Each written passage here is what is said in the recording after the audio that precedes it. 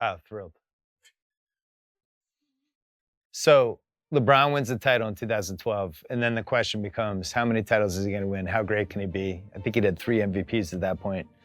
He starts the next season, and he is so good for the first couple months that I remember I was doing TV that year. We did a segment wondering if he could shoot 60% for the season. Because I think he was at 60% for like 2 months, and the Heat were just awesome. That was the year they had the 27-game winning streak. That was a really, really great team. And they just seemed like they were invincible. Nobody was going to beat them. That was it. They were going to win back-to-back. LeBron was going to win his 4th MVP in 5 years, and this had a chance to be like an immortal team.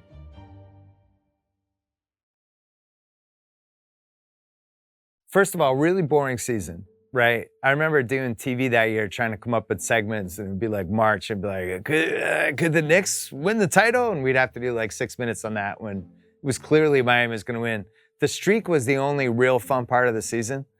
But when we got to the playoffs, there was this moment in the Miami-Indiana series when it felt like Wade wasn't playing that well. It felt like Wade had moved into a different point in his career. And they seemed tired from the streak. And there was like a moment there, it was like, oh, Indiana might. And then it was like, what are we doing? Miami's clearly going to win. At that point, people were pretty in on San Antonio being a real threat for them because of how deep they were. And the fact that Miami just hadn't looked that good in the playoffs. So, I think we all felt like San Antonio had a chance to beat them. I personally think LeBron peaked 2012 playoffs, last 2 rounds, starting with the 48-point game again in Boston that I went to, all the way through the 2013 season. Athletically, he was at his peak. He had started to figure out the genius piece of what he was doing. And, that was when he was like queen of the chessboard, combined with the athleticism, which was just crazy. And it really felt like, how high is this going to go now? Like, if you look at his stats are pretty similar every year. He was always 28, 8, and 8, 27, 8, and 9, whatever it was. But the percentages, the shooting stuff especially, his 3-point shooting was getting better. It seemed like he had a chance to be like a 60, 40, 80 guy at one point, percentage-wise. He was still one of the best defensive players in the league. He was in the running for maybe being the best defensive player in the league. So he was by far the best guy. I mean, I feel the same way about Jokic right now, where Jokic is just clearly the best guy. In 2013, LeBron was clearly the best guy. There was nobody's swimming in his pool. I was torn when Ray went to Miami because I kind of saw it from his side, but I still felt like he was a traitor. Because they had tried to trade him, and the trade fell through during the 2012 season. He knew about it. So at that point, when a team tries to trade you, it's hard to feel a lot of loyalty, right? They trade him like, hey man, we had to do what's best for us. So he was in the mode of, I got to do what's best for me. And he looked at the chessboard and played it really smart and was like, you know where I should go? Miami. I'll play with LeBron and Wade and Bosh. I'll get wide open shots. I'm moving into a different phase of my career anyway. But it was Boston's biggest rival. Like Boston and Miami hated each other. And Pierce and KG especially really got into it with LeBron and Wade. Like those 2 sides, even now, I don't think like each other. So for them, it was like just a betrayal. This was like, going from one mafia family to another family and just expecting there was going to be no bitterness. There was a moment in 2012 when it felt like the Celtics were going to break the LeBron era, like for real, right? Because they had lost the finals in 2011.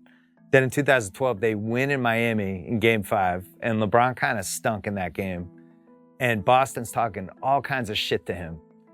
Down that, like really, really, really feeling like we're in his head now, we can break him. And I actually think they pushed him too far because Game 6, he comes out and he's just eviscerates them. It's one of the best games I've ever seen anyone play in person. And from that moment on, he's a different guy. And that leads to 12, 13, that leads to 2016, 20, the 4 titles, all that starts in that game. And I'm not saying that as like, oh, but it only happened because of Boston. It's like, it was a catalyst for whatever reason.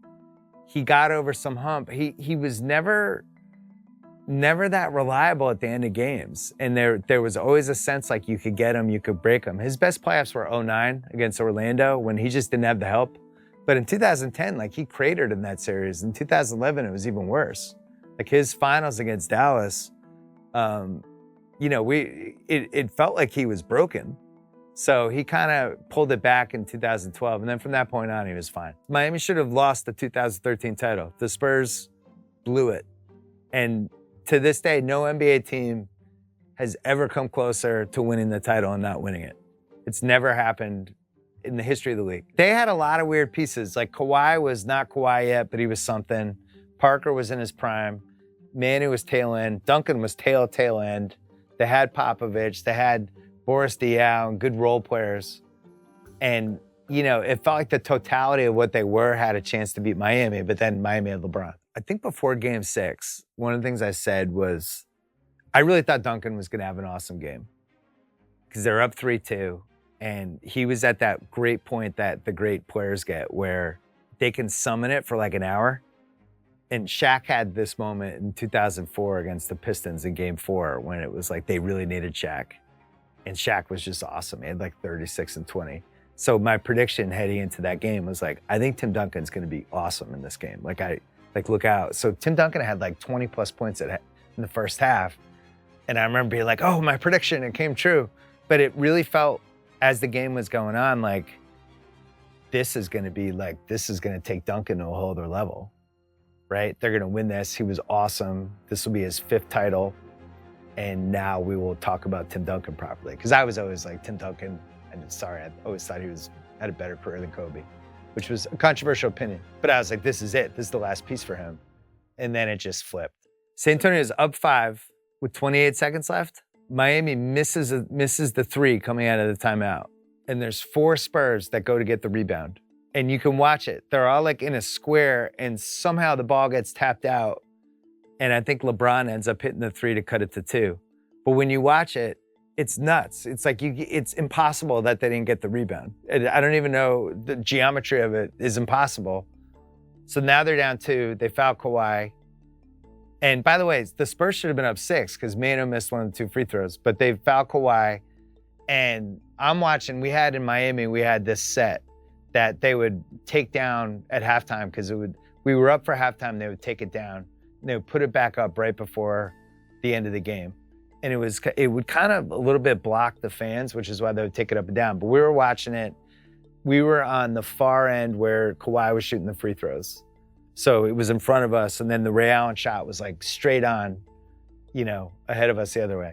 So going backwards, 28 seconds left, timeout. And they started putting the ropes around to try to keep people from running on the court, which they would do sometimes. Like the game was done. The Miami fans were walking out and we were like, and Jalen and I are watching and we're like, man, I can't believe they're leaving. Like it's 28 seconds, like they're only down 5. Like this isn't like over. But in the arena, it felt like it was over. And then they hit that wacky 3 and then they fouled Kawhi and all of a sudden the crowd like kind of turned it up and you could feel it. Like it got super duper loud. And I remember watching Kawhi. He's 2 years in the league at that point. And he's right in front of us shooting at the basket that we're at. And it was like, man, these are really hard free throws. These are like among the hardest free throws I've ever seen anybody have to shoot in a game. And I just felt like he was gonna miss both of them. He missed the first one, but he made the second one. So then they called timeout. Now the crowd's into it. And the people that had left are starting to walk back. And it's just, there was an energy, but they still missed the 3. Bosh gets the rebound and we're watching it. Where we're sitting, it's like straight on, we're watching on the other side. And I see Bosh and I see Ray backpedaling. And I had watched Ray in the Celtics for 5 years. And I swear to God, I was like, oh my God. Like I knew as it was happening, as he's going backwards, like, oh my God.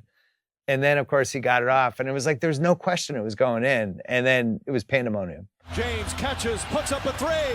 Won't go. Rebound Bosh. Back out to Allen. His 3-pointer. Bang!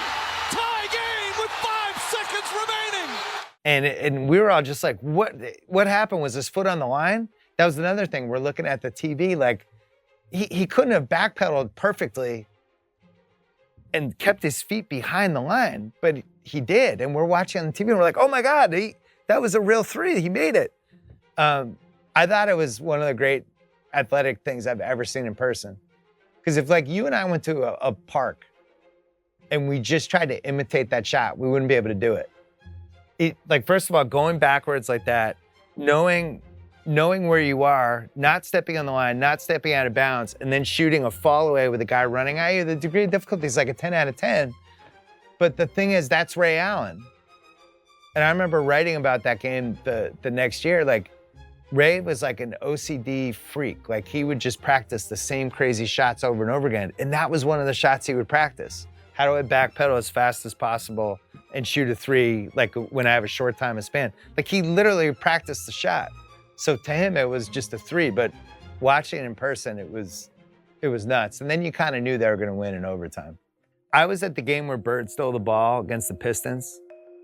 And that's at another level, because that was the old Garden too, so it was just constructed differently. But when that happened, the top balcony of the Garden was actually like shaking, like when you're at a nightclub or something and you feel like the balcony is gonna collapse on the people. It was like doing this. I'd never seen that before. And that was the loudest I'd ever seen. I was at Fenway Park when they came back in 4 and 5 against the Yankees. You know, that's outdoors, it was big. This was like more confined. It felt closer to the Bird Steal thing, but it wasn't a full house even when it happened because some people had left, but it went crazy.